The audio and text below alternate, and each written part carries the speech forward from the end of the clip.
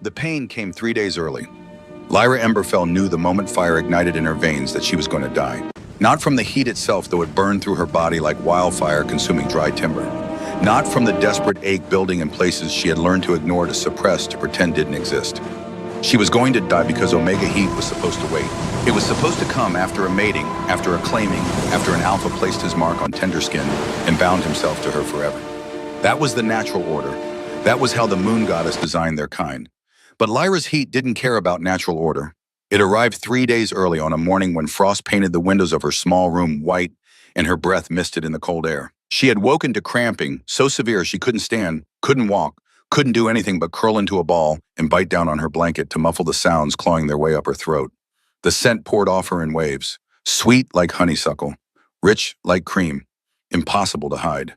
And in the Emberfell pack, where every wolf lived in close quarters and secrets died before they could take root, there was nowhere to run.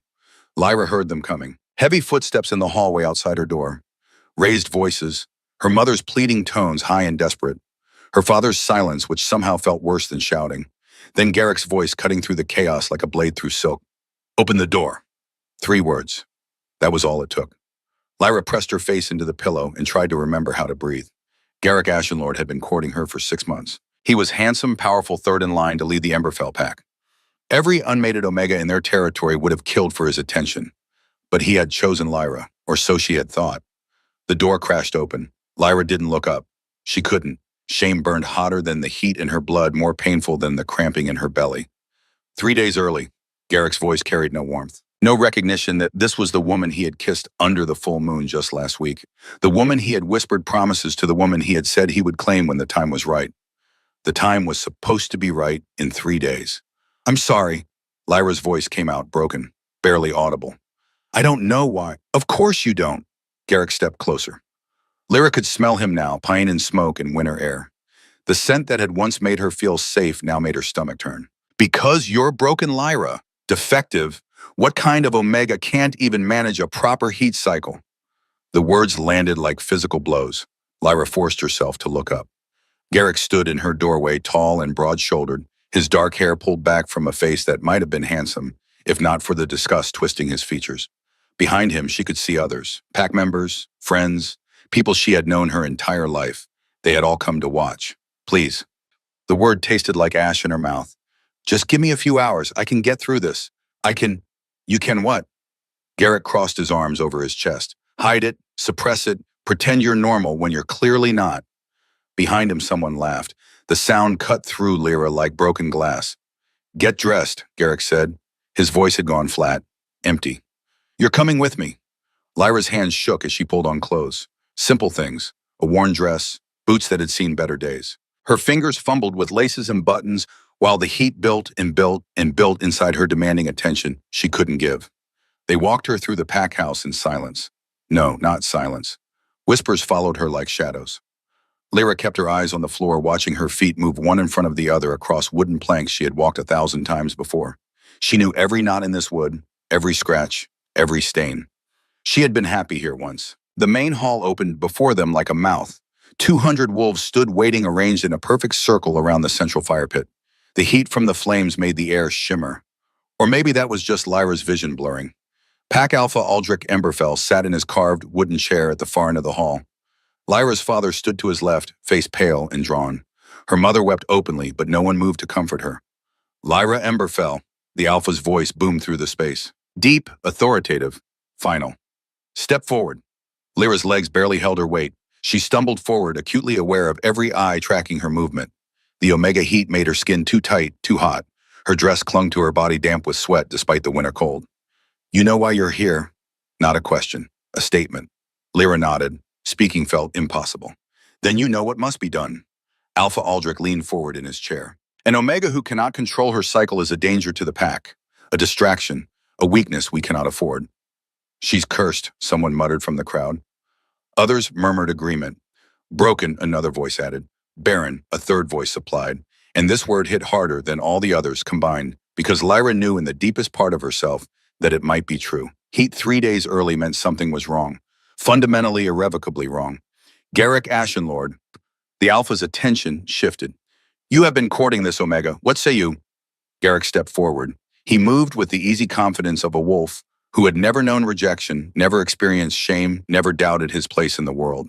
He didn't look at Lyra when he spoke. I reject this bond. Each word fell like stones into still water, sending ripples through the assembled pack. Lyra Emberfell is not worthy to be my mate. She is defective, broken, a disgrace to her bloodline, and a stain on our pack's honor. The formal rejection hit Lyra like a physical blow. She gasped, stumbling back a step. Her chest felt tight. Her heart hammered against her ribs. On what grounds, Alpha Aldrich asked, though his tone suggested he already knew the answer. On the grounds that she cannot fulfill the most basic Omega function. Garrick finally looked at Lyra, and the cold dismissal in his eyes was worse than hatred would have been. She cannot bear children, cannot build a pack, cannot be trusted to maintain even her own cycle. She is worthless. Worthless, the word echoed in the sudden silence. Lyra wanted to scream that he was wrong. She wanted to defend herself, to fight back, to prove that she was more than her designation, more than her broken body. But shame held her tongue. Because what if he was right? Then it is decided. Alpha Aldrich stood. The hall fell silent. Lyra Emberfell, by the authority granted to me as Alpha of the Emberfell Pack, I hereby strip you of your rank and status. You are Omega no longer. You are nothing. Lyra's knees hit the floor. She hadn't meant to kneel, but her legs simply gave out, dropping her into the mud-tracked floor of the hall. Cold seeped through her dress. She couldn't feel it past the heat still burning through her veins. Furthermore, the Alpha continued, you are banished from Emberfell territory. You will leave immediately, alone with nothing but the clothes on your back. Murmurs of approval rippled through the crowd. Into the frostbite blizzard, Lyra's mother cried out. Aldrich, please, that's a death sentence. Then perhaps the moon goddess will show more mercy than we have. The Alpha's expression remained carved from stone. Take her to the border. Release her on the north side where the storm is strongest. Strong hands gripped Lyra's arms, hauling her to her feet. She didn't resist. What would be the point? Two male wolves she had known since childhood dragged her toward the door, and Lyra caught one final glimpse of Garrick's face. He looked relieved. The walk to the border took an hour. Snow had begun to fall, fat flakes that caught in Lyra's hair and melted against her feverish skin. The guards didn't speak to her. They didn't need to. Their grip on her arms said everything necessary about what they thought of the broken Omega. They were marching to her death. The temperature dropped with every step they took northward. By the time they reached the boundary markers, Lyra's breath came out in white clouds, and her fingers had gone numb despite the heat raging inside her. Beyond the markers, the world disappeared into white. The frostbite blizzard lived up to its name. Wind howled like a living thing, driving snow horizontal across the landscape. Visibility ended 3 feet from Lyra's face. The cold hit like a wall, stealing the air from her lungs. This is where you die, one of the guards said. Not cruel, just factual. No wolf survives the frostbite in heat. The fever will burn you out while the cold freezes what's left. May the moon goddess have mercy on your broken soul, the other guard added. Then they shoved her forward across the boundary line and turned back toward warmth and safety and home. Lyra stood alone in the screaming white void. The blizzard swallowed her whole. She walked because stopping meant death. One foot in front of the other, again, again, again. The snow reached her knees, then her thighs, making each step a battle against wind and weight and her own failing body. The heat made everything worse. While the blizzard tried to freeze her, her Omega biology fought back with fire that consumed her from the inside. Lyra's skin burned, her muscles cramped. Sweet honeysuckle scent poured off her in waves that the wind scattered into nothing. No Alpha would find her here. No one would claim her. She would die alone, exactly as Garrick had said she deserved. Time lost meaning in the white. Lyra might have walked for minutes or hours. She couldn't tell. Couldn't think past the pain and the cold and the desperate animal need to keep moving. When she fell, snow cushioned the impact. Lyra lay face down in a drift, too exhausted to rise. The cold didn't hurt anymore. That seemed like a bad sign, but she couldn't remember why. Her thoughts moved slow, thick like honey in winter. The moon goddess must really hate her, she thought distantly. To be born Omega, to be born broken, to be rejected so publicly, to die so alone. Something glowed behind her closed eyelids. Lyra forced her eyes open. Snowflakes caught on her lashes, blurring her vision, but she could still see the faint golden light emanating from her own hands. Her palms pressed flat against the snow, melting through the ice, leaving perfect handprints in the slush beneath. The glow intensified, pulsing in time with her heartbeat. The cramping in her belly shifted, changed. Instead of the sharp, demanding pain of Omega heat, Lyra felt something else. Something older. Something that had nothing to do with her designation and everything to do with power she didn't understand. The glow spread up her arms. Warmth followed, but not the feverish heat of her cycle. This was different, controlled, like sunlight trapped beneath her skin. Lyra pushed herself up. Her hands left glowing prints in the snow that faded slowly, the ice reluctant to return to cold. She stared at her palms.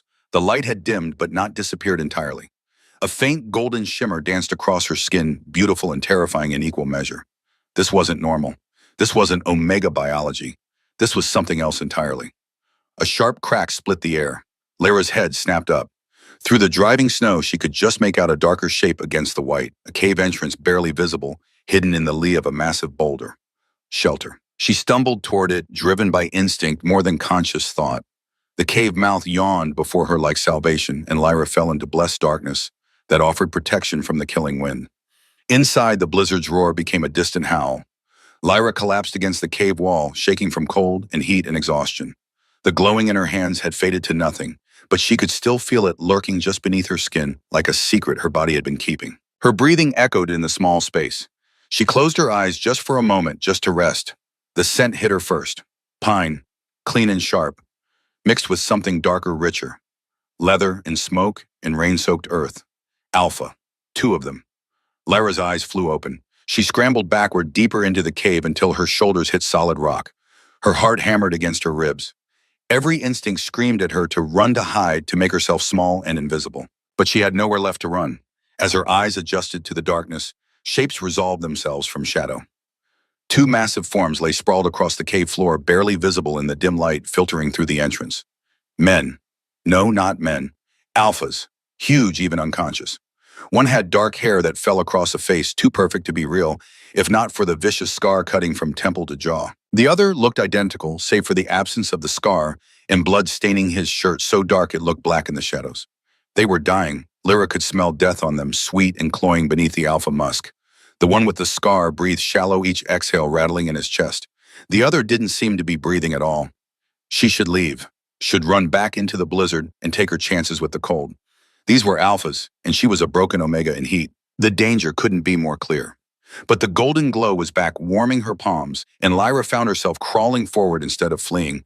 Her hand touched the scarred alpha's chest. Lightning, pure electricity shot through her body so intense that Lyra cried out. The alpha's eyes snapped open, silver in the darkness, glowing like moonlight on water. His hands shot up, wrapping around her wrist with impossible speed. "Who?" he started, then stopped. His nostrils flared. His entire body went rigid.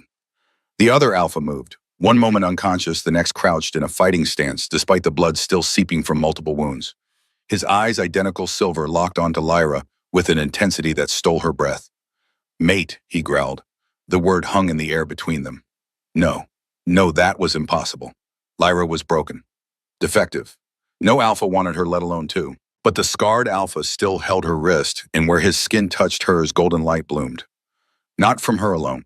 The glow spread from the point of contact, racing up his arm across his chest, illuminating the cave with warm radiance.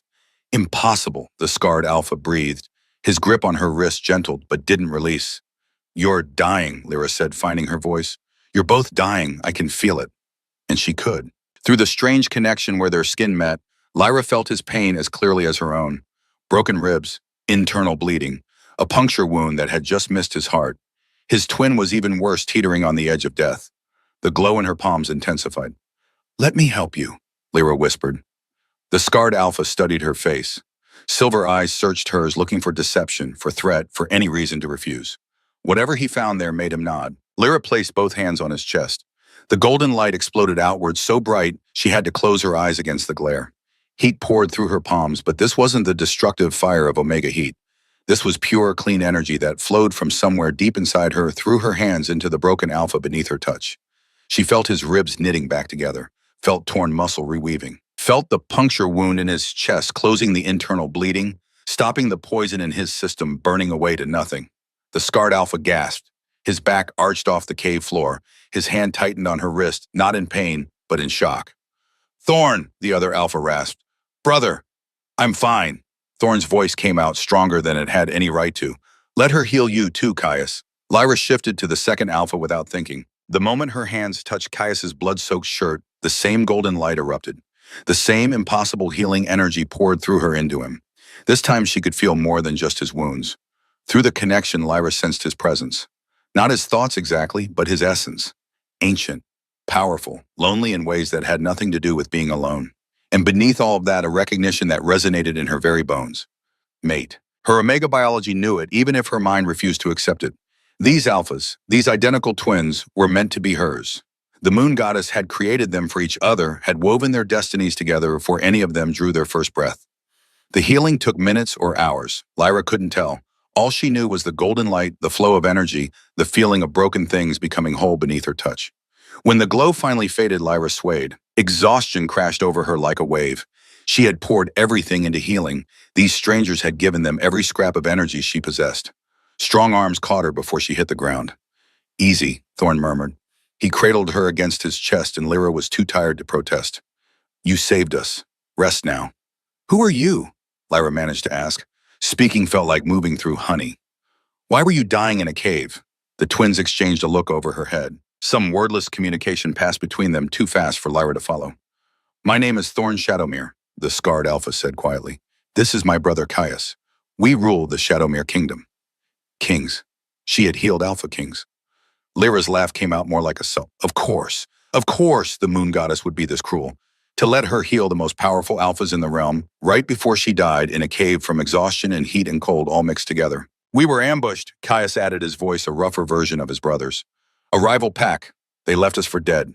They might as well have, Thorn agreed. We would have died here if you hadn't found us. His silver eyes studied her face. Why were you in the blizzard alone? Lyra closed her eyes, shame burned through her exhaustion. I was banished, she whispered, cast out, left to die. Why? The single word from Caius held barely contained violence. Because I'm broken. The words came easier in the darkness behind her closed eyes. My heat came 3 days early. I'm defective. Worthless. My pack didn't want me. Silence filled the cave. Then Caius growled a sound so deep it rumbled through Lyra's entire body where she rested against Thorn's chest. You're not broken, Thorn said. His hand came up to cup her face gentle despite the strength she could feel coiled in his body. Look at me. Lyra forced her eyes open.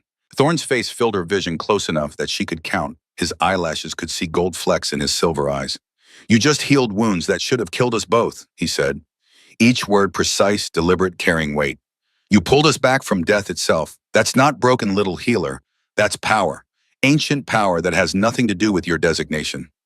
I don't understand, Lyra breathed. Neither do we. Caius shifted closer, bracketing her other side. 2 massive alphas surrounding one exhausted Omega in a cave, while a blizzard raged outside. But we're going to figure it out. We, Lyra echoed. You're our mate, Thorn said simply. The bond formed the moment you touched me. You felt it.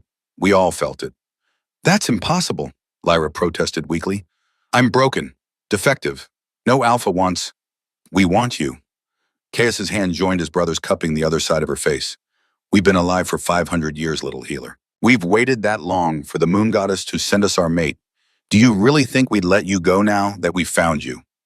Lyra's heart hammered against her ribs. This couldn't be real.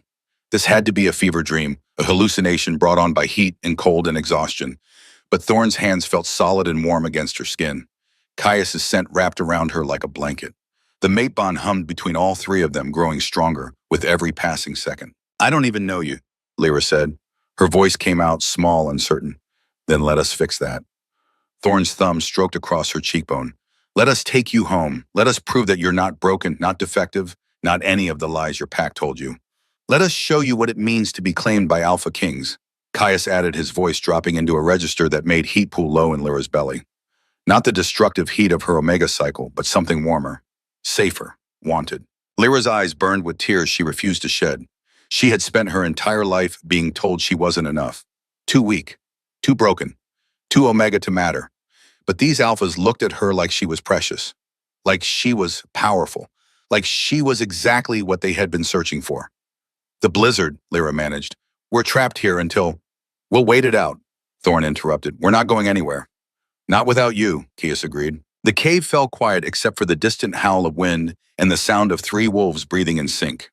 Lyra's exhaustion dragged at her, pulling her down into darkness. She fought it, afraid that if she slept, she would wake to find this all a dream. But Thorn's arms tightened around her, solid and real and safe. Sleep, little healer, he murmured against her hair.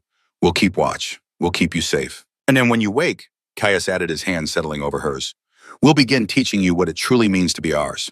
The promise in those words should have terrified her. Instead, Lyra felt something unfurl in her chest. Something that had been locked away for so long she had forgotten it existed. Hope. Her eyes drifted closed. The last thing she felt before sleep claimed her was golden light blooming where the three of them touched, warm and bright and alive. The broken Omega was broken no longer. The healing had just begun. Lyra woke to silk, not the rough wool blankets she had known her entire life, not the thin threadbare sheets from her room in the Emberfell pack house. This was silk, cool and smooth against her skin, sliding like water across her shoulders as she shifted. Her eyes opened to a ceiling painted with stars, not real stars. Golden paint carefully applied in constellations she recognized from childhood stories. The moon goddess's chariot, the hunting wolves, the lovers who became the twin moons that rose only once every 100 years. This wasn't the cave. Lyra sat up too fast. The room spun. She pressed a hand to her forehead, waiting for the dizziness to pass, and only then noticed what she was wearing. A nightgown. White silk that probably cost more than everything her family had owned combined. Someone had bathed her, changed her, put her in this massive bed with its carved posts and heavy curtains, currently pulled back to reveal a room that belonged in a palace. Because it was a palace. The memories crashed back. The blizzard, the cave. Two dying alphas who had called her mate. Alpha Kings. You're awake. Lyra's head snapped toward the voice. Thorn Shadowmere stood by the window, backlit by afternoon sun that turned his dark hair to black fire. The scar on his face looked less vicious in the golden light, more like a mark of survival than damage. He was beautiful in a way that made Lyra's chest ache. Where am I? Her voice came out rough from disuse. Shadowmere Palace. Thorn moved away from the window with fluid grace. He wore formal clothes, now black and silver, that emphasized his powerful build. You've been asleep for 2 days. 2 days. My heat, Lyra started, then stopped. She waited for the familiar cramping, the burning need, the desperate Omega biology that had gotten her banished. Nothing. Her body felt calm, settled. The heat had broken completely, leaving only a faint warmth that had nothing to do with Omega cycles and everything to do with the bond humming between her and the Alpha approaching her bed. Broke the first night, Thorn confirmed. He settled into a chair beside her, close enough to touch, but carefully maintaining distance. Chaos and I stayed with you, made sure you were safe. Lyra's cheeks burned. She didn't want to think about what 2 Alpha Kings had witnessed while she rode out her heat unconscious. The sound she must have made. The scent she must have released. Nothing happened, Thorn said quietly, reading her expression. We would never claim you without your explicit consent, little healer. The bond doesn't give us that right. Little healer. The endearment settled over her like a blanket. Warm but not suffocating. You carried me here, Lyra said. Not a question. After the blizzard cleared, Thorn's silver eyes held hers. We couldn't exactly leave our mate in a cave. There was that word again. Mate. Lyra pulled her knees to her chest, wrapping her arms around them. The silk nightgown pulled around her like water. She felt small in this massive bed, in this enormous room, in a palace that made the Emberfell pack house look like a child's toy. I don't understand any of this, she admitted. The healing, the bond. Why the moon goddess would give a broken Omega to 2 kings. You're not broken, as Thorn's voice carried an edge of command. Say that again and I'll prove it to you. Heat that had nothing to do with Omega biology flared in Lyra's belly. She met his gaze, saw the promise there, and looked away first. Then what am I, she whispered. That's what we need to discover. Thorn leaned forward, resting his forearms on his knees. The healing you performed doesn't exist in normal Omega biology. That kind of power is ancient, rare. It hasn't been seen in our kingdom for centuries. So I'm some kind of freak instead of just broken. Lyra meant it as a joke. It came out bitter. Thorn was on his feet in an instant. He moved faster than should be possible, crossing the space between them before Lyra could blink. His hands cupped her face, forcing her to meet his eyes. You are not a freak, he said, each word deliberate. You are powerful. There's a difference. No. This close, Lyra could see the gold flecks in his silver eyes, could smell his scent, pine and smoke, and something uniquely him. Could feel the electric current running between them where his skin touched hers. The bond pulled, insistent, demanding. Lyra's hands came up to grip his wrists, not to push him away, just to hold on. I'm scared, she breathed. I know. Thorn's thumb stroked across her cheekbone. But you're safe here, I promise you that. Caius and I will protect you with our lives. Why? The question burst out before Lyra could stop it. You don't know me. You don't owe me anything just because the moon goddess decided we're mates. Why would you? Because you saved our lives when you could have run, Thorn interrupted. Because you healed us without knowing who we were or what we could give you in return. Because the moment I opened my eyes and saw you, I knew I would burn the world down, before I let anyone hurt you again." The words hung in the air between them. Lyra's breath caught. No one had ever spoken to her like that. Like she mattered. Like she was worth protecting. "Thorn is being dramatic again, I see." The new voice made Lyra jump. Chaos stood in the doorway, one shoulder leaning against the frame, a smile playing at his lips. He looked just like his brother, down to the silver eyes and powerful build. But where Thorn moved with calculated grace, Caius radiated barely contained energy. "Someone has to be," Thorn said without looking away from Lyra. "You're about as romantic as a rock." "Rocks can be very romantic." Caius pushed off the doorframe and stalked into the room. "Solid, dependable, good for throwing at people who annoy you." Despite everything, Lyra felt her lips twitch, almost a smile. Caius noticed. His own grin widened. "There she is," he said softly. "I was starting to think you'd forgotten how." Thorn released Lyra's face and stepped back, giving his brother room. Caius took the vacated chair, sprawling in it, with casual arrogance that somehow made Lyra's heart beat faster. "How are you feeling?" he asked. "Confused," Lyra admitted. "Overwhelmed. Like I'm dreaming and going to wake up back in the blizzard." "Not a dream." Caius reached out slowly, giving her time to pull away. When she didn't, his hand closed around hers. The electric spark jumped between them. "Feel that? That's real. The bond is real. You're really here safe in our palace, and we're really going to figure out what you are and why your old pack was stupid enough to throw you away." Lyra's throat tightened. She blinked against the burn in her eyes. "Don't cry," Caius said, alarmed. "I'm terrible with crying. Thorn, you handle crying." "You're doing fine," Thorn said, but he moved closer anyway, settling on the bed beside Lyra. Let her feel what she needs to feel. And that permission, simple and freely given, broke something open in Lyra's chest. The tears came hot and fast. She cried for the pack that had rejected her, for the alpha who had called her worthless, for the girl she had been so certain she was broken that she had almost accepted death rather than fight for herself. The twins didn't try to stop her. Thorn wrapped an arm around her shoulders. Caius kept hold of her hand. They let her cry until she had nothing left, until the tears dried up and left her feeling raw, but somehow lighter. "Better?" Thorn asked quietly. Lyra nodded against his shoulder. "Good." Caius squeezed her hand. "Because we need to talk about what happens next." Lyra pulled back, wiping at her eyes with her free hand. Both alphas watched her with identical expressions of concern mixed with something darker, something possessive. "What do you mean?" she asked. "You can't stay here as our mate," Thorn said carefully. "Not yet." The words hit like a slap. Lyra tried to pull her hand from Caius's grip, but he held firm. "Let me finish," Thorn continued. "The Shadowmere court is complicated, dangerous. There are wolves who would use you to get to us. Wolves who would see a mate as a weakness to exploit. Especially a mate who appears out of nowhere with no pack, no background, no protection," Caius added. His thumb rubbed circles on the back of her hand. "We need to be smart about this." "So what are you suggesting?" Lyra forced herself to meet Thorn's eyes. "That I hide, pretend the bond doesn't exist." "We're suggesting you stay as our royal healer," Thorn said. "Hide your Omega designation. Present yourself as a powerful healer who saved our lives. Let the court get used to your presence before we reveal the mate bond." Lyra wanted to argue, wanted to demand they claim her immediately, publicly, prove to everyone who had ever called her worthless that she was chosen by kings. But she had spent 23 years learning to read the currents of pack politics. She understood what they weren't saying. They were giving her time. Time to adjust. Time to grow stronger. Time to become someone who could stand beside them as an equal instead of just another Omega hidden behind her alphas' protection. "How long?" she asked. The twins exchanged one of their wordless communications. "A few weeks," Thorn said. "A month at most. Just until we can investigate your healing powers, understand what you are, and build you a foundation of respect that has nothing to do with being our mate." "Will you be able to do it?" Caius leaned forward. "Hide what you are. Play the part of a common healer." Lyra thought about the years she had spent making herself small, making herself quiet, hiding her thoughts and opinions behind a mask of Omega docility. "Yes," she said, "I can do it." Then it settled. Thorn stood, offering her his hand. "Get dressed. It's time we introduced you to the Shadowmere court." The palace was enormous. Lyra followed the twins through corridors that seemed to stretch forever past windows that offered glimpses of a kingdom spread out below like a map. Mountains in the distance, forests closer in, a river that cut through the landscape like a silver ribbon. Beautiful.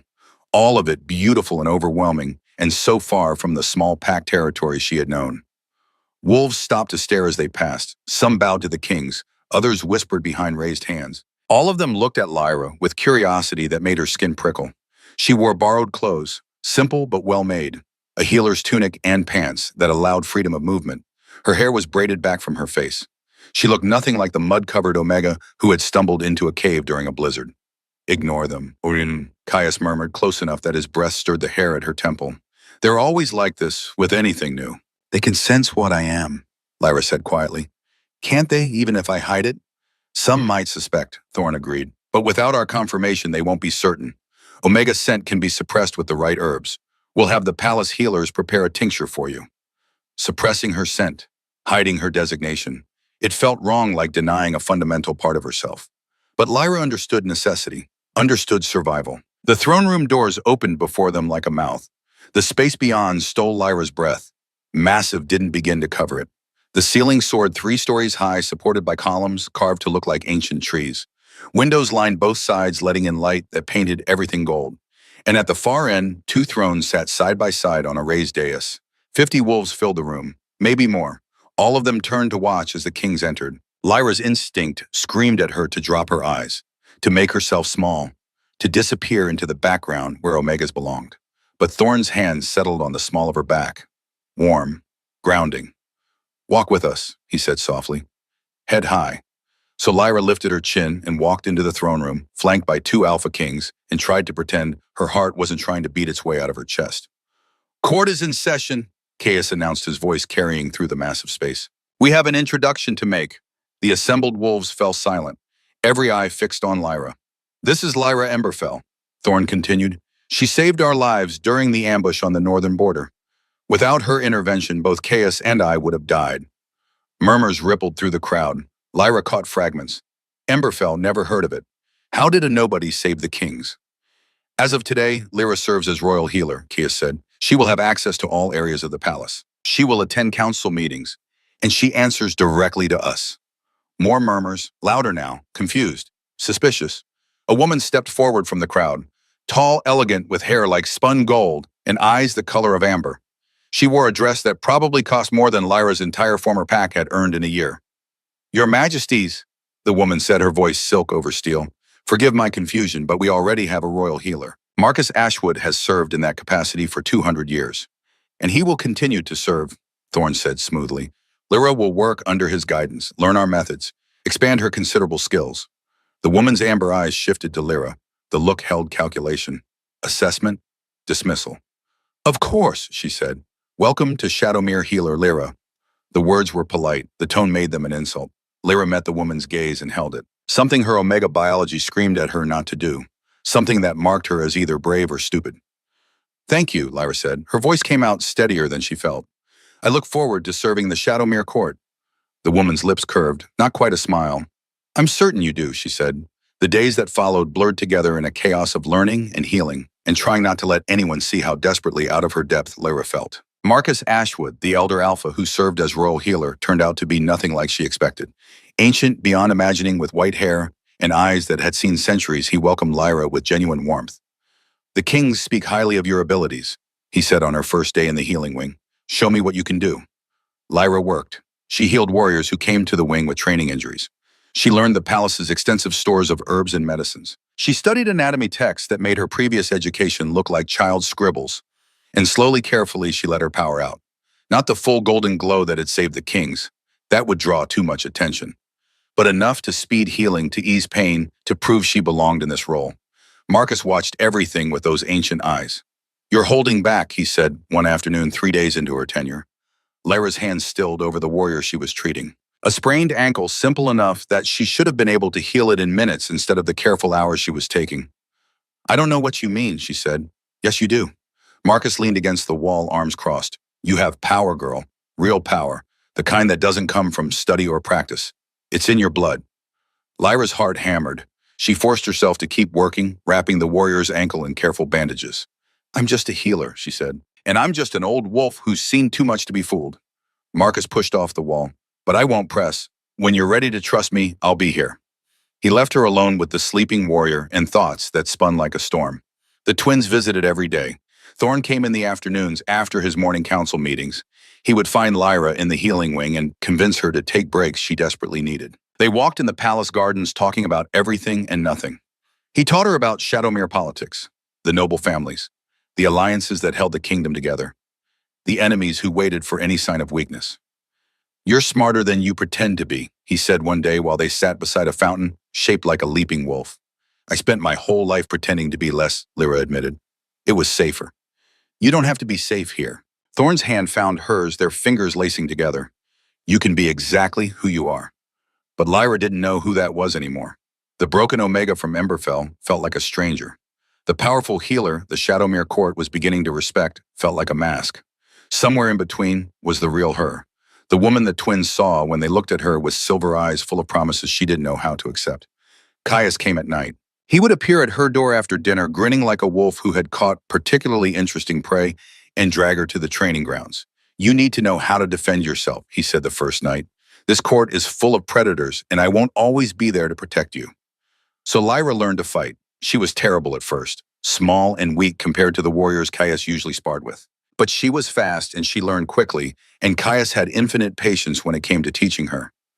"There," he said, catching her wrist when she finally landed a blow to his ribs.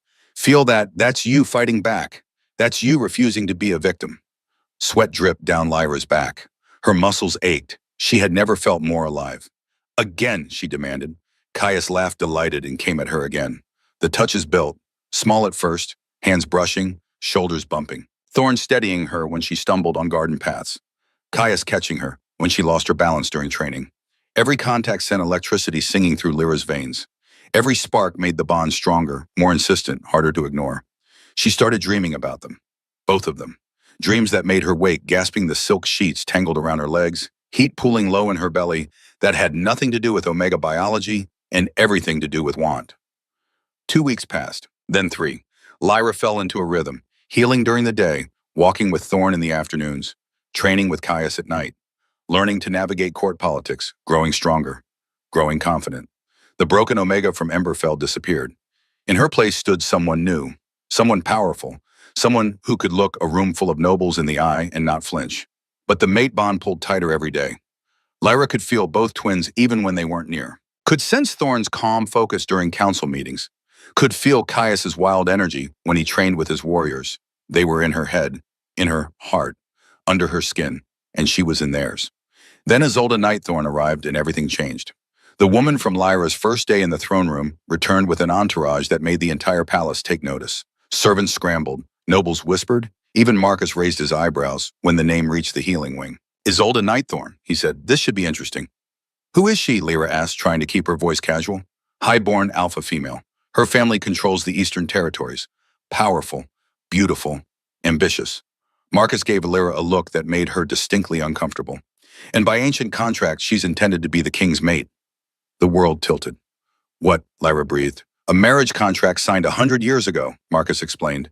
"Political alliance between the Shadowmere and Nightthorne families. Isolde has been preparing her whole life to rule beside the kings." No, that couldn't be right. The twins had said they waited 500 years for their mate. They couldn't have a contract with someone else. But Marcus's expression said otherwise. Lyra fled the healing wing. She needed air, needed space, needed to think. She made it to the gardens before her knees gave out, dropped onto a stone bench beside the leaping wolf fountain while her heart tried to tear itself apart. Of course there would be someone else. Someone perfect. Someone who belonged in this world of politics and power and ancient contracts. Someone who wasn't a broken Omega pretending to be more than she was. "There you are." Lyra's head jerked up. Thorne stood on the path, concern written across his features. "I felt your distress through the bond," he said, moving closer. "What happened to Isolde Nightthorne?" Lyra managed. The name tasted like ash. "Marcus said she's your intended mate, that there's a contract." Understanding flashed across Thorne's face. He was beside her in an instant, kneeling in front of the bench, so they were eye to eye. "There was a contract," he said, "signed by our father. We never agreed to it." "But, Lyra, look at me." Thorne cupped her face in both hands. "The moment we scented you in that cave, any other contracts became meaningless. You are our mate. The moon goddess chose you for us. No piece of paper changes that." "Does Isolde know?" Lyra asked. Thorne's jaw tightened. "No, and that's going to be a problem." He was right. Isolde appeared at dinner that night wearing a dress that made her look like she had stepped out of a fairy tale. Spun gold and silver thread, cut to emphasize every perfect curve. She took the seat to Thorne's right like she owned it, smiling at the assembled court like a queen already crowned. Lyra sat further down the table in the section reserved for high-ranking servants. Not quite noble, not quite nothing, exactly where a hidden Omega belonged. She watched Isolde laugh at something Caius said. Watch the alpha female rest a perfectly manicured hand on Thorne's arm. Watch the court watch them seeing what they expected to see. A perfect match. The food on Lyra's plate might as well have been ash. After dinner, Isolde found her. Lyra was helping clear tables falling into old patterns from her days working in her parents' inn when a silk-smooth voice stopped her. Lyra Emberfell, isn't it? Lyra turned. Isolde stood close, amber eyes gleaming with something that made Lyra's wolf want to bare its teeth. Lady Nightthorne, Lyra said carefully, how can I help you? I wanted to thank you. Isolde's smile didn't reach her eyes. For saving their majesties. The kingdom is in your debt. I only did what anyone would have done. Oh, I doubt that. Isolde circled Lyra like a predator evaluating prey. Healing of that caliber is quite rare. You must be very talented. I do my best. I'm certain you do. Isolde stopped directly in front of Lyra, close enough that anyone watching would see it as an aggressive invasion of space. But you should be careful, little healer. The court can be dangerous for those who don't know their place. There it was, the threat wrapped in silk. Lyra met Isolde's amber eyes and refused to look away. I know exactly where I belong. Do you? Isolde leaned in, her voice dropped to a whisper only Lyra could hear. Because from where I'm standing, you look like a common servant playing dress-up. The kings may be grateful for your help, but gratitude fades. Contracts, however, are forever. She pulled back his smile firmly in place again. It was lovely chatting with you, Isolde said loud enough for nearby nobles to hear. I do hope we can be friends. Then she glided away, leaving Lyra standing alone with rage burning through her veins and the mate bond screaming at her to fight, to claim, to prove to this perfect alpha female exactly who belonged with the Twin Kings. But Lyra was good at hiding what she felt. She had practiced for 23 years, so she smiled politely, finished clearing the table and pretended her heart wasn't breaking. The next week was torture. Isolde was everywhere, at every meal, every court function, every council meeting that Lyra attended as the king's healer. And she was perfect, beautiful, intelligent, charming when it served her. She knew every noble family, every alliance, every piece of gossip that moved through the court like water. She was everything a queen should be, everything Lyra wasn't. The twins tried to maintain distance from Isolde. Thorne remained professionally polite. Caius barely spoke to her, but propriety demanded they acknowledge her presence, accept her invitations to walk in the gardens, allow her to sit beside them at formal dinners. And every time Isolde touched them, Lyra felt it through the bond, like a needle sliding under her skin.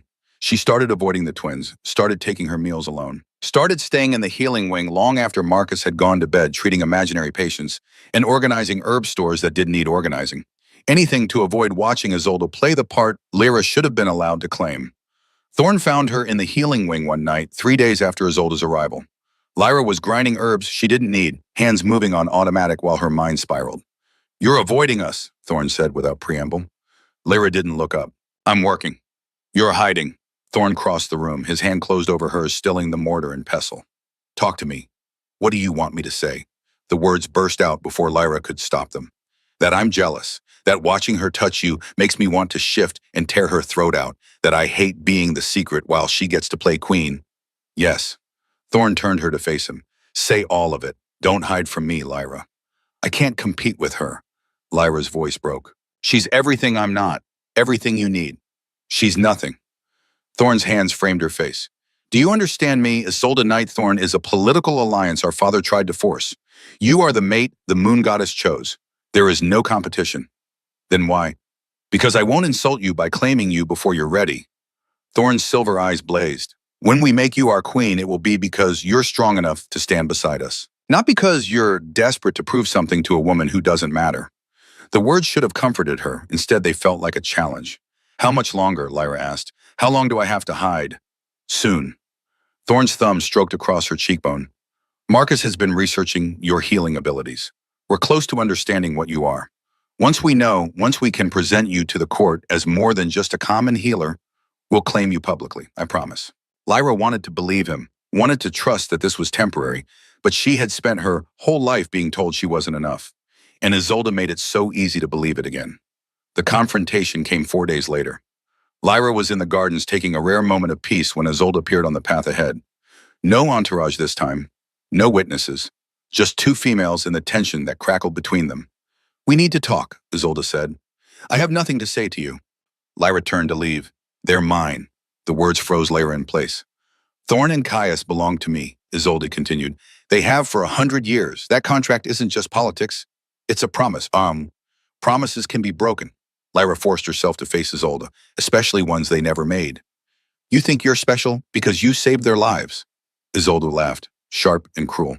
You're a temporary distraction, a pretty toy they'll play with until they remember their duty.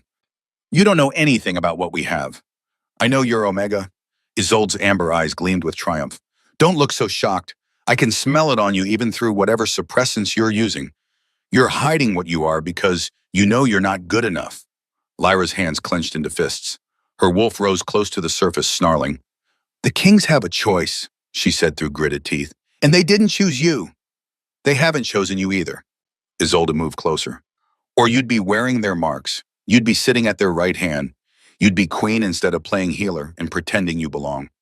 The words hit every insecurity Lyra had been nursing, every fear, every doubt.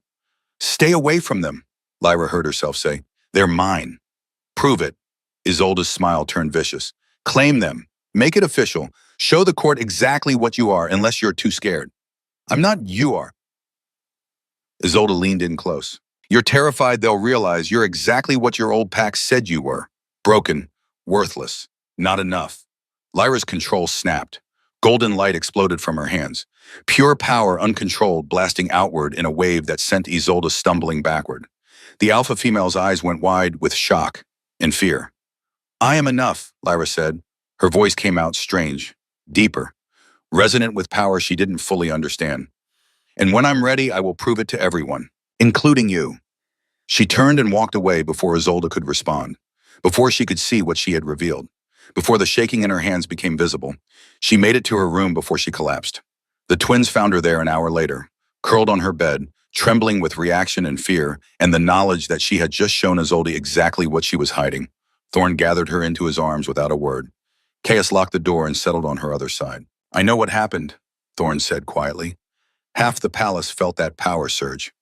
I'm sorry, Lyra whispered against his chest. I lost control. I ruined everything. You didn't ruin anything. Caius's hand stroked through her hair. You stood up for yourself. For us. That's not weakness. Isolde knows what I am now. Good. Thorn's arms tightened around her. Let her know. Let the whole court know. We're done hiding. Lyra pulled back to look at him. What? The council meets tomorrow, Thorn said. We'll present Marcus's findings about your bloodline. We'll explain what you are and why you're here, and then we'll claim you before everyone. But you said I needed to be ready. You are ready, Caius cupped her face. You've been ready. We were the ones being too cautious, too worried about protecting you from court politics. But Isolde, we'll learn that contracts mean nothing compared to the moon goddess's will, Thorn finished. Trust us, little healer. Trust yourself. Tomorrow, everything changes. That night, Lyra couldn't sleep. She paced her room, mind-spinning with possibilities. Tomorrow, the court would learn the truth. Tomorrow, she would either be accepted or destroyed. Tomorrow, her entire life would change again. A knock on her door made her freeze. It's us, Caius called softly. Lyra opened the door. Both twins stood in the hallway, still dressed despite the late hour. We couldn't sleep either, Thorn admitted. Can we come in? Caius asked. Lyra stepped aside. They entered and she closed the door behind them, acutely aware that she wore only a silk nightgown and her hair hung loose down her back. Tomorrow is going to be hard, Thorn said. He settled into the chair by her window. The court will resist. Some will call you a fraud. Others will say we're under a spell. We need you to be strong, Caius added. He sat on the edge of her bed. Can you do that? Lyra thought about the Omega who had knelt in mud while her pack rejected her, about the girl who had nearly died in a blizzard, about the healer who had spent 3 weeks hiding what she was. That girl was gone. In her place stood someone new, someone who had touched death and brought life, someone chosen by the moon goddess herself. I can do it, Lyra said. There's one more thing. Thorn stood crossing to where Caius sat. Before we claim you publicly, we want to explain what it means, what we're asking of you. The twin mating ritual, Caius said. His silver eyes held hers. It's different from a normal claiming. How? Lyra's voice came out breathier than she intended. Thorn moved behind her. She was bracketed between them now, safe, surrounded. First lick on, Thorn murmured against her ear. I mark you here. His finger traced the left side of her neck. My claim, my promise to protect you forever. Lyra shivered. Then swallow, Caius continued. His hand came up to mirror his brother's on the right side of her neck. I mark you here, my claim, my promise to cherish you always. And then, Lyra barely recognized her own voice. Then we both claim you completely, they said together. Mind, body, soul, the bond becomes permanent, unbreakable. You become ours, and we become yours. The air between them crackled with tension. Want, need. Thorn's lips brushed the shell of Lyra's ear. When we do this, when we complete the bond, the whole kingdom will know. They'll feel the power surge, see the marks, understand exactly what you are to us. There's no going back, Caius added. His hands settled over her racing heart. Once we start, we won't stop until you're completely, utterly ours. Lyra's breath came fast and shallow. Heat built low in her belly. The bond pulled so tight it hurt. When she managed, after the council meeting, Thorn said, after we present you properly, after the court understands what they're witnessing. But we wanted you to know, Caius said, wanted you to understand what you're agreeing to. Lyra turned in their arms, looked from one identical face to the other, silver eyes blazing with barely restrained need, hands gentle despite the power coiled in their bodies. Her mates. I understand, she said, and I want it, all of it. I want you. Thorn's control visibly frayed. His hand came up to cup her face. They were so close, inches apart. His breath mingled with hers. Tomorrow, he promised. Tomorrow we make you ours. He leaned in. Lyra's eyes drifted closed. Their lips were a breath apart when urgent footsteps pounded down the hallway outside. All three of them froze. A sharp knock. Your Majesties, a guard's voice strained but controlled. Lord Blackwood has called an emergency council session. He's demanding it convene at dawn regarding the mate bond revelation. Reality crashed back in. Thorn pulled away with visible effort. Caius growled low in his chest. Blackwood must have heard about the garden incident, Thorn said, though his eyes never left Lyra's face. He's forcing our hand. We need to prepare, Caius agreed. Make sure Marcus has everything ready. Go, Lyra said, forcing herself to step back. I'll be fine. But Caius caught her hand as he passed, brought it to his lips, pressed a kiss to her palm that felt like a brand. Tomorrow, he said, no more interruptions, no more waiting. We claim you before the entire court. Then they were gone, and Lyra was alone with a racing heart and a bond that screamed for completion. Tomorrow her life would change forever. Tomorrow she would become a queen, if she survived the council meeting first. The council chamber filled with dawn light. Lyra stood outside at the massive doors, hands clasped to keep them from shaking. Inside, 50 of the most powerful wolves in the Shadowmere Kingdom waited to judge her, to decide if she was worthy, to determine if a broken Omega from nowhere deserved to stand beside their kings. Marcus Ashwood appeared at her elbow. The ancient healer looked older this morning, lines of worry carved deep around his eyes. Are you ready? He asked quietly. Lyra thought about everything that had led to this moment. The rejection, the blizzard, the healing. 3 weeks of hiding what she was while Isolde played queen. No, she admitted, but I'll do it anyway. Marcus smiled, warm despite his concern. That's exactly what a true Luna would say. The doors opened. Lyra walked into chaos made formal. The council chamber stretched before her like a cathedral, all soaring ceilings in ancient stone. Wolves lined both sides, arranged by rank and family. She recognized some faces from her weeks in the palace. Others were strangers who looked at her with open skepticism. Thorn and Caius sat on twin thrones at the far end. They wore their crowns today circlets of silver that caught the light. Royal, powerful, untouchable.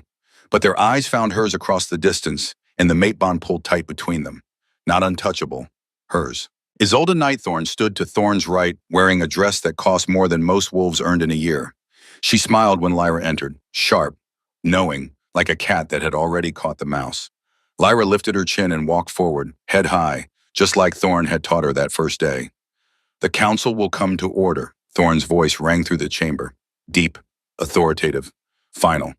We are gathered to discuss a matter of kingdom security and historical importance.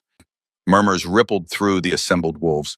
3 weeks ago, my brother and I were ambushed on the northern border, Thorn continued. We would have died if not for intervention by our royal healer, Lyra Emberfell. What we did not reveal at the time was the nature of her healing abilities. All eyes turned to Lyra. She forced herself to keep breathing. Elder Marcus Ashwood has been investigating these abilities, Caius said. Marcus, please share your findings. The ancient healer stepped forward. He carried a leather-bound book so old the pages crackled when he opened it. The healing performed on their majesties was not common Omega magic, Marcus began. His voice carried clearly through the silent chamber. It required no herbs, no preparation, no learned technique. The power came from bloodline alone. He turned a page. The sound seemed impossibly loud. I have spent 3 weeks researching every healing lineage in recorded history, Marcus continued, cross-referencing abilities, tracing family trees, consulting texts that predate the current kingdom. And I have found only one match. The silence grew teeth. Lyra Emberfell is the last living descendant of the Lunaris bloodline. The chamber exploded. Wolves leapt to their feet. Voices rose in denial, shocked disbelief. Lyra stood frozen while chaos swirled around her.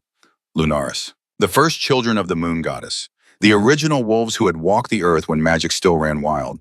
They were legends, myths, stories told to children about a time when wolves could heal with a touch and speak to the moon herself. They weren't real, except she was standing here, and Marcus was saying she came from them. This is absurd, someone shouted from the crowd. Lord Blackwood, if Lyra remembered correctly. The Lunaris bloodline died out centuries ago. We thought so, Marcus agreed calmly. But the evidence is irrefutable. Lyra bears the mark of binding on her collarbone, a seal placed at birth to suppress her power until she was strong enough to control it. Lyra's hand flew to the small scar she had carried her entire life, a crescent moon barely visible unless you knew to look for it. She had always thought it was just a birthmark. The seal is breaking, Marcus said. Every time Lyra uses her power, it weakens. Eventually, it will shatter completely, and her full abilities will emerge. What abilities? Isolde's voice cut through the noise. Sweet as honey, deadly as poison. Forgive me, Elder Marcus, but healing hardly seems like a threat to anyone.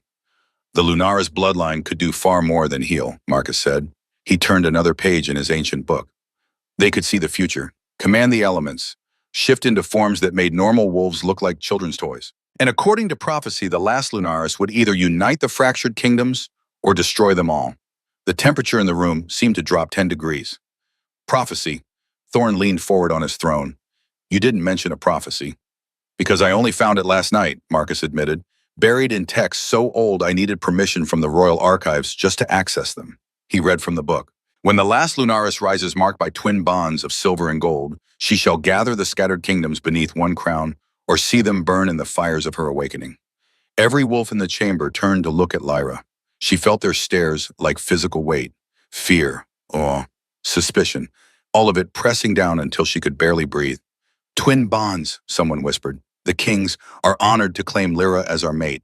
Caius finished rising from his throne. The bond formed the moment she touched us. The moon goddess chose her for us, and we accept that choice with gratitude. The chamber erupted again, this time with shock that made the previous chaos look mild. Your Majesties, Lord Blackwood protested. With all due respect, you already have a contracted mate. Isolde Nightthorn has been... The contract is void, Thorn said flatly. It was made without our consent by a father who is long dead. The moon goddess supersedes all mortal agreements. Isolde's face went white, then red. You can't be serious. We are completely serious, Caius said, his hand extended toward Lyra. Come here, little healer. Stand with us. Lyra's feet moved before her mind could catch up. She walked through the crowd of staring wolves, climbed the steps to the dais, and took Caius's offered hand. The electric spark jumped between them. Visible, undeniable. Half the council gasped. The mate bond is real, Thorn said. Any wolf here can scent it, see it, feel it in the air between us. This is a trick, Isolde said. Her voice shook with barely controlled rage. Some kind of magic to make you believe it's not magic. Marcus's voice cut through her protest. It's biology, the moon goddess's design. You cannot fake a true mate bond. Then she's using her Lunaris abilities to manufacture it, Isolde insisted, to trap the kings with ancient power. Enough. The single word from Thorn carried such command that every wolf in the chamber fell silent. You will not insult our mate with baseless accusations. Lyra has done nothing but heal and serve since arriving at this palace. She has earned her place here. By hiding what she is, Isolde's amber eyes blazed. By pretending to be a common healer instead of admitting she's some kind of ancient weapon. I didn't know what I was. Lyra's voice came out stronger than she expected. I grew up thinking I was broken. Defective. My Omega heat came early and my pack cast me out to die. Everything I've learned about my bloodline, about my abilities, I discovered here. With Marcus's help. She met Isolde's gaze and held it. I'm not a weapon, Lyra continued. I'm not a trick. I'm just a wolf who was rejected by everyone until these kings showed me I was worth saving. And if that threatens you, Lady Nightthorn, perhaps you should ask yourself why. The silence that followed felt heavy enough to crush stone. Then someone started clapping. Slow, deliberate, mocking. A man stepped from the shadows at the back of the chamber. Tall, scarred, with eyes that held nothing but malice. Lyra's blood turned to ice. Garrick Ashenlord, the alpha who had rejected her, who had called her worthless, who should have been hundreds of miles away in Emberfell territory. Touching speech, Garrick said, his voice dripped with contempt. But you forgot to mention the part where you're cursed, where your broken biology threatens any pack foolish enough to keep you. What are you doing here? Thorn was on his feet, power radiating from him in waves that made the air shimmer. How did you get into my palace? I was invited, Garrick said. He gestured to Isolde. By your intended mate, who happens to share my concerns about this little Omega and her convenient power. No, Lyra looked at Isolde, saw the triumph in the alpha female's eyes, saw the confirmation. They had been working together. Lady Nightthorn, Caius growled. Explain, now. I investigated Lyra's past, Isolde said, no trace of shame in her voice. When she appeared out of nowhere with suspicious abilities, I thought it prudent to learn where she came from. What I found was enlightening. She pulled a scroll from her dress and handed it to Thorn. He read it, face going dark with fury. This is a report from the Emberfell Pack Alpha, Isolde continued, confirming that Lyra was rejected for being defective, that her early heat marked her as cursed, that she was banished as a danger to the pack. I never hid that, Lyra said, her hands clenched into fists.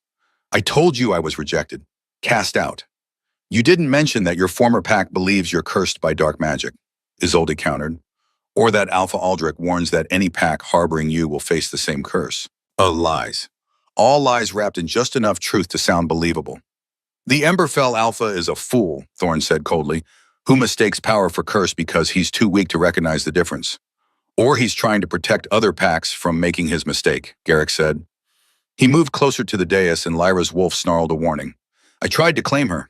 Did she mention that I courted her for months, planned to make her my mate, until her heat came wrong and I realized what she really was?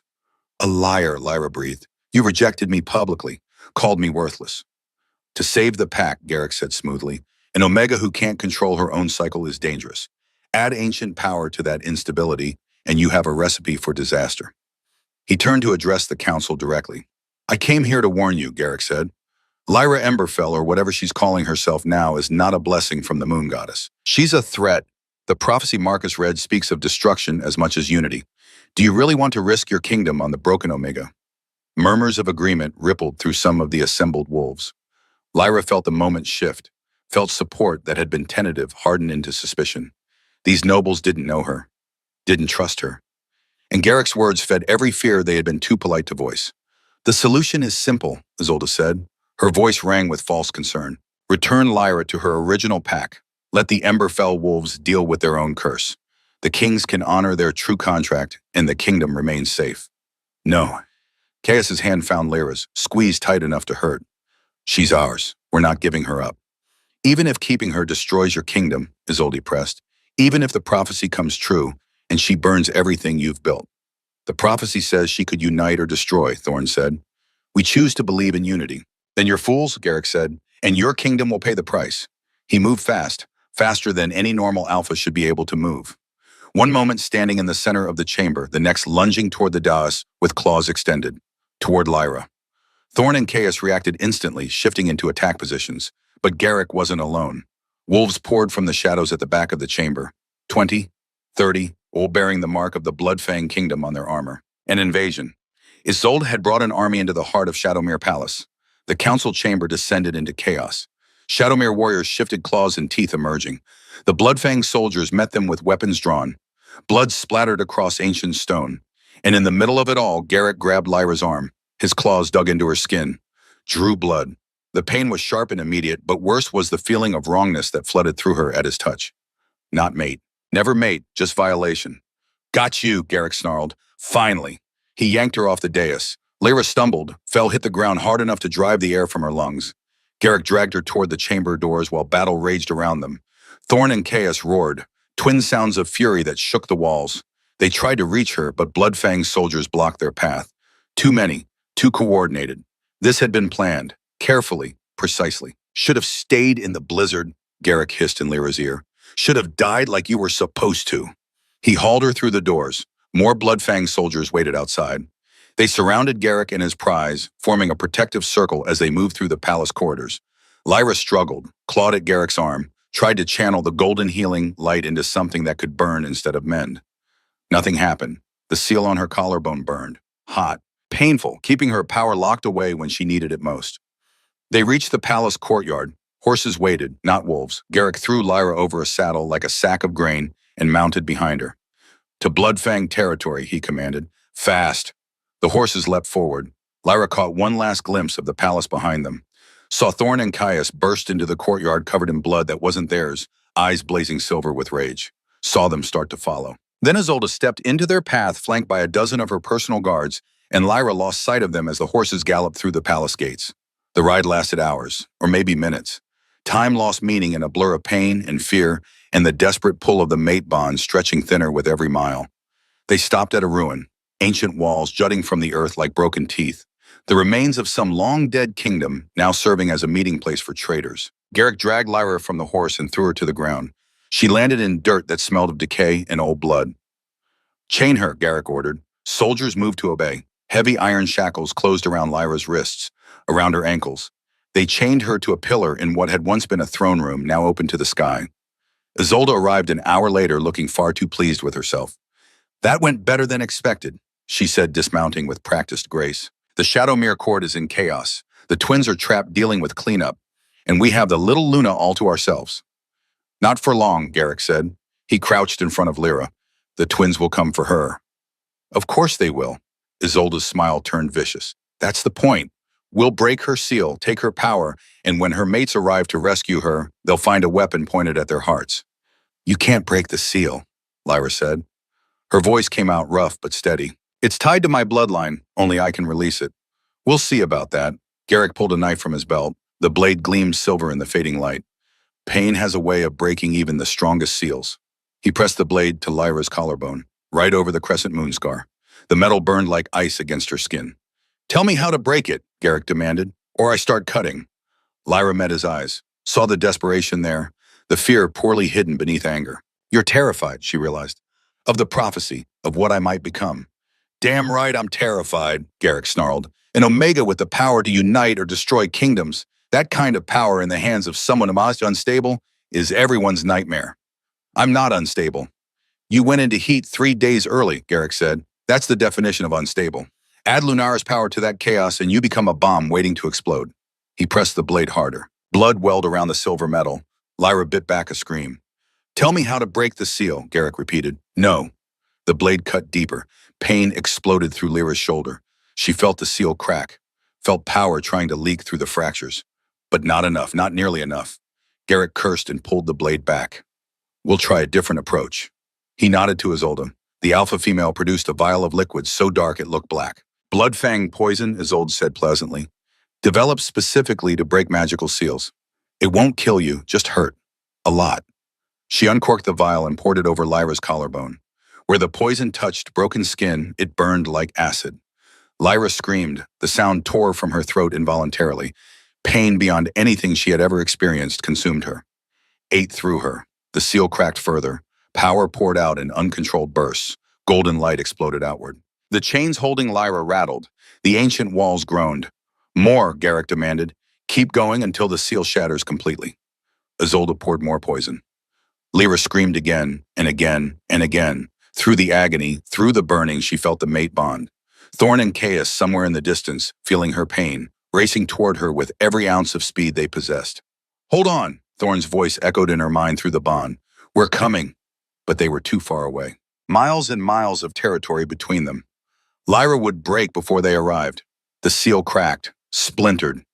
The crescent moon scar on her collarbone split wide open and power poured out like water from a broken dam. Golden light became violet silver.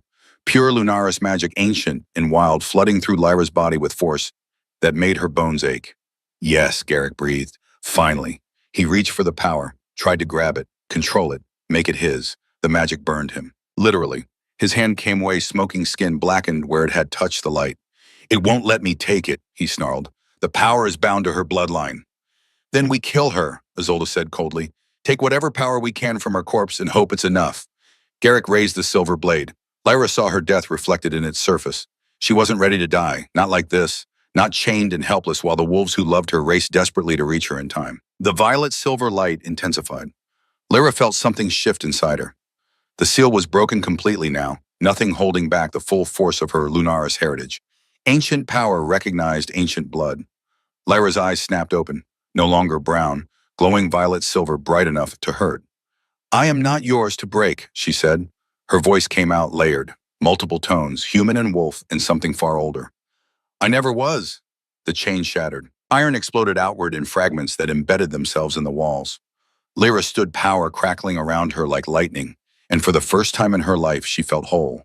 The broken Omega was truly gone. In her place stood a Luna, a goddess's daughter, a force of nature wrapped in flesh. Garrick stumbled backward. Fear replaced the greed in his eyes. No, this isn't possible. You wanted my power, Lyra said. The violet silver light spread from her hands up her arms. Let me show you what it really is. She shifted, not into a normal wolf, into something that made normal wolves look like puppies. White fur erupted across her skin. Her bones realigned. Her body grew, and grew, and grew. When the shift completed, Lyra stood twice the height of a normal wolf. Her fur glowed white with violet undertones.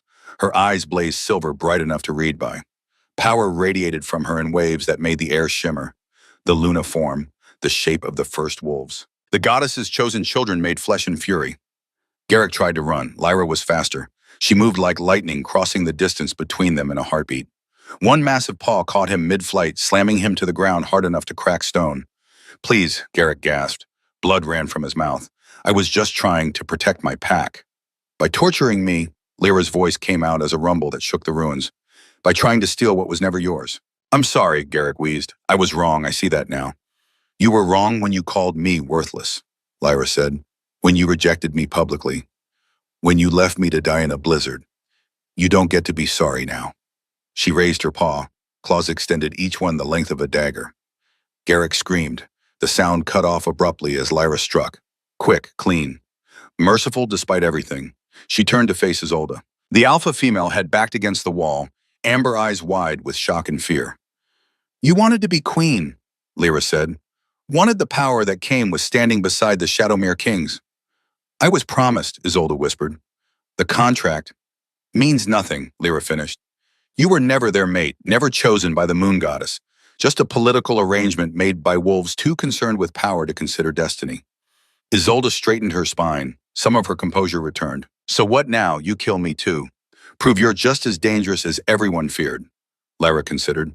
The power thrumming through her veins wanted blood, wanted vengeance, wanted to eliminate every threat to her mates, her bond, her future. But she was more than power, more than instinct. She was Lyra, the healer, the woman who saved lives instead of taking them. No, Lyra said. She shifted back to human form, stood naked and covered in blood that wasn't hers but didn't care. I'm going to let you live, so you can tell everyone what happens when they threaten what's mine. Isolde's face went pale.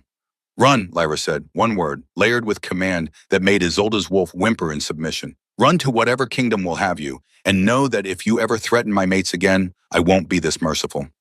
Isolde ran. Lyra stood alone in the ruins, power still crackling around her, and felt the mate bond surge. They were close. So close. Thunder of hooves. Thorn and Chaos burst into the clearing, followed by an army of Shadowmere warriors. They were in wolf form, massive and deadly eyes blazing silver with rage. They skidded to a stop when they saw Lyra. Human, naked, standing over Garrick's body with violet silver light still dancing across her skin. The twins shifted back to human, covered in blood and dirt and looking more dangerous than Lyra had ever seen them. Are you hurt? Thorn demanded. He crossed to her in 3 strides, hands running over her body, checking for injuries. I'm fine, Lyra said. The seal broke. I killed Garrick. Isolde ran. We'll hunt her down, Caius promised. He shed his cloak and wrapped it around Lyra's shoulders. Make sure she never threatens you again. Later, Lyra said. She was shaking now, reaction setting in. Right now, I just need... Both twins pulled her into their arms, surrounded her. Let her feel their solid presence, their safety, their fierce protection. We felt you break, Thorn murmured against her hair. Felt the seal shatter. The power that came through the bond was terrifying. Caius finished. Beautiful, ours. Lyra laughed. It came out half sob. I shifted, fully, into Luna form. We know, Thorn said. Half the kingdom probably felt it. That kind of power doesn't hide. Good. Lyra pulled back to look at them. I'm done hiding. Done pretending to be less than I am. If the court can't accept what I am, what we are together, then they can leave, Caius said firmly. We rule this kingdom, not them, and we choose you. We've always chosen you, Thorn added, from the moment we scented you in that cave. Nothing changes that. Lyra felt tears burn her eyes. I love you. Both of you. I should have said it sooner. We know, they said together. We feel it through the bond. But it's nice to hear, Caius added with a grin. They rode back to Shadowmere Palace as the sun set. Lyra sat in front of Caius wrapped in his cloak while Thorn led the procession. The warriors who had come to rescue her formed an honor guard around them. By the time they reached the palace, word had spread. The courtyard filled with wolves. Hundreds of them. Come to see the Luna who had awakened. The Omega who had killed her former Alpha and claimed her power. Lyra expected fear. Expected suspicion. Instead, she saw awe. The twins helped her dismount. She stood before the assembled crowd, still wearing only Caius's cloak, still marked with blood and power. The Lunaris Luna has risen, Thorn announced, his voice carried across the courtyard. As prophesied, as chosen by the moon goddess herself. And tomorrow, Caius continued, we will complete the mate bond before you all, so there can be no doubt, no question. Lyra is ours and we are hers. The crowd erupted in cheers, not universal. Lyra could still see some faces twisted with doubt or fear, but most of the wolves present were celebrating, accepting, ready to witness their king's claim a Luna worthy of legend. A warrior approached Thorn speaking urgently in low tones. Thorn's expression darkened, then cleared. Isolda's guards surrendered the moment they realized their mistress had fled, Thorn announced to the assembled court. They now fill our dungeons awaiting trial for treason. Those who cooperated and revealed the full scope of the conspiracy will face Exone. The rest will face the king's justice. The crowd murmured approval. That night, Lyra bathed. Let servants wash away the blood and dirt and pain. Let them dress her in silk and braid her hair with silver thread. Tomorrow she would be claimed. Tomorrow she would become queen. But tonight she needed to rest. The twins came to her room after midnight, both of them looking as tired as she felt, but unable to stay away. Tomorrow, Thorn said. He settled beside her on the bed. Are you ready? Yes, Lyra said, no hesitation. I've been ready since the cave. It won't be gentle, Caius warned. He took her other side. The claiming ritual is intense, designed to forge a bond so strong nothing can break it. I know, Lyra looked between them. Marcus explained, first lick, then swallow, then both knots at once. Heat flared in both twins' eyes. The whole court will witness the beginning, Thorn said. His hand found hers. See the marks we place, but the completion happens in private, just the three of us. And after, Lyra asked. After you'll be Luna Queen, Caius said. Officially, permanently, bound to us for as long as we all live. Which given our bloodlines could be a very long time, Thorn added. Lyra smiled. Good, I'm not going anywhere. When they held her between them until she fell asleep. Safe, loved, chosen. The ceremony began at dawn. The throne room had been transformed. Every surface covered in white flowers that released sweet perfume into the air. Candles everywhere, hundreds of them, turning the space into something magical. 5,000 wolves filled the room and spilled out into the courtyard beyond. Every pack in the Shadowmere Kingdom had sent representatives. Even some from neighboring territories come to witness history. Lyra wore white silk that flowed like water. Her hair hung loose down her back. No jewelry, no adornment, just her and the power that thrummed beneath her skin. The twins wore their crowns and formal robes. They looked like the kings they were. Powerful, dangerous, hers. Elder Marcus stood before the twin thrones, ancient and dignified, ready to officiate. We are gathered, Marcus's voice rang through the space, to witness the completion of a mate bond chosen by the moon goddess herself. To see two kings claim their Luna. To welcome the Lunaris bloodline back to the world of wolves. Lyra walked forward. The crowd parted for her like water. She climbed the steps to the dais where her mates waited. Thorn took her left hand, Caius her right. Between them she felt complete. The twin bond is sacred, Marcus continued. Rare, powerful. When two alphas share one mate, the bond becomes threefold, unbreakable, eternal. He gestured for them to face each other. Thorn moved first. His hand cupped Lyra's face, tilting her head to expose the left side of her neck. First lick, he murmured. Just for her. My claim, my promise. His tongue traced the sensitive skin where her neck met her shoulder. Once, twice. Lyra shivered. The bond pulled tight, then his teeth descended, canines extended into alpha fangs. They pierced her skin cleanly deeply, marking her with precision that spoke of centuries of control. Pain bloomed, sharp and bright, then transformed into pleasure so intense Lyra gasped. Thorn's mark glowed. Gold light spread from the bite, sinking into her skin, becoming permanent. The crowd murmured, awed. Caius moved before the light had faded. He mirrored his brother's position, tilting Lyra's head the other way. Then swallow, he said, his voice rougher. More wolf. My claim. My forever. His lick was less controlled than Thorn's. More passion. More need. Then his teeth sank in, matching his brother's mark on the opposite side. The pain was familiar this time. The pleasure even more intense. Lyra's knees would have buckled if both twins weren't holding her. Caius's mark glowed silver. It spread like Thorn's had permanent, imperfect.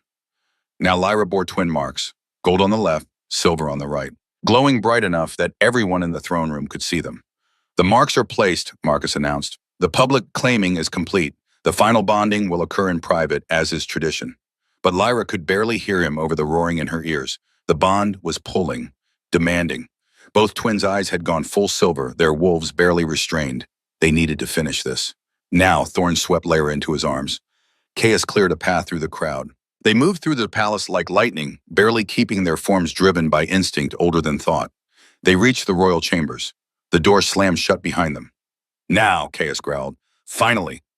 What happened next was primal, ancient, beautiful. Both alphas claimed her, completely, simultaneously. The bond snapped into place with force that shook the palace foundations.